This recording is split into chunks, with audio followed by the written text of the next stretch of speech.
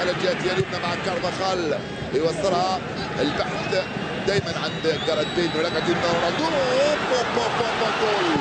جول كريستيانو رونالدو في الدقيقة الثالثة من انطلاقة المباراة يفتح مجال التسجيل من أول كرة وأول لقطة وأول لمسة أو بلحظة ثاني لمسة لكريستيانو رونالدو.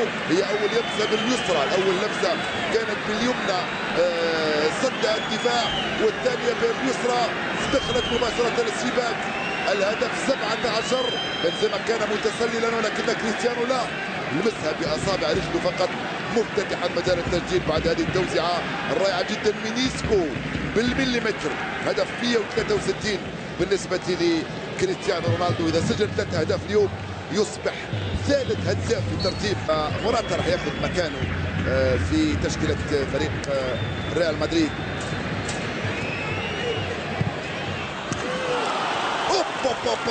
هدف ثاني. معذرة مشاهدينا الافاضل، معذرة كريم بنزيما يسجل هدف ثاني مباغت تماما لألميريا ومباغت لي.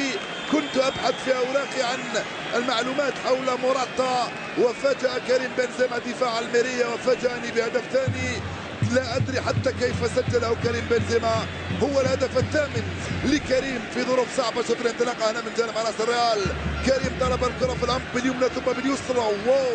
واو رائعة التسديدة والهدف. جيسي رودريغيز حطها لكريم، استلم بيمناه وسدد بيسراه في الزاوية اليمنى لمرمى استيفان سواريز. هدف وزنه من ذهب للريال. كرة طويلة من عند استيفان سواريز. يارا مندي في الوسط يتمكن من هذه الكرة يوصلها مباشرة لإيسكو. إيسكو أمام التعبير. شوف كيف يخرج من الوضعيات الصعبة. الكرة في العمق. جول من جاريث بيل الثالث. نعم جول جاريث بيل اخطف الكرة وسجل هدف الرابع هذا الموسم مع الريال. هدف الرابع في الدوري وهدف واحد في دوري الأبطال. صارت النتيجة 3-0 لصالح ريال مدريد. جاريث بيل الخداع الماكر خلف المدافع اخطف الكرة وبلحظة سرقها وتمكن من تسجيل الهدف الثالث في وقت يحدث التغيير الثالث الآن في تشكيلة فريق ألميريا بدخول مهاجم آخر هذه المرة هو اللاعب اوسكار دياز. شوف الإعادة مرة ثانية. خطأ هنا من الدفاع. جاريث بيل لا يفوت ولا يضيع كرة مثل هذه ويسجل الهدف الثالث لصالح ريال مدريد. دخول اوسكار دياز الآن في القارات الأخرى في آسيا وإفريقيا وأمريكا الجنوبية وغيرها. تنقل هناك على اليسرى كرة صعبة عن طريق خيسي يوصلها مباشرة لإيسكو.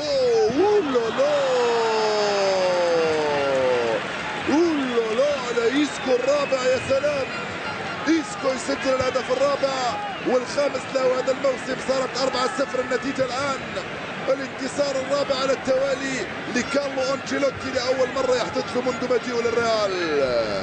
فرانشيسكو إيسكو يسجل الهدف الرابع لريال مدريد، هدف الخامس هذا الموسم.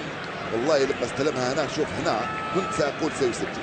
سبحان الله، إيسكو متعود يذكرني بأنه مع مالاغا كان سجل هدف في مساحة صغيرة، يوقف الكرة أمام المرمى أمامه لاعب أيضا يغطي على الحارس، يسجلها بين رجلي اللاعب اللي أمامه في الجهة اليمنى أو اليسرى من المرمى. شوف زاوية مغلقة، الحارس لم يشاهد شيئا، شاهد الكرة وهي تتوجه نحو المرمى معينة من أكفأ الناس، من أكفأ المدربين، ليس أي واحد من بإمكانه أن يحل الكرة صعبة لصالح الرياض.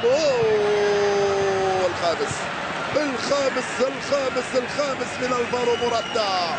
الفارو موراتا لم يكن متسللا حسب الحكم المساعد. 5-0 صارت النتيجة قبل 10 دقائق من نهاية المباراة. 5-0 صارت النتيجة قبل 10 دقائق من نهاية المباراة للريال.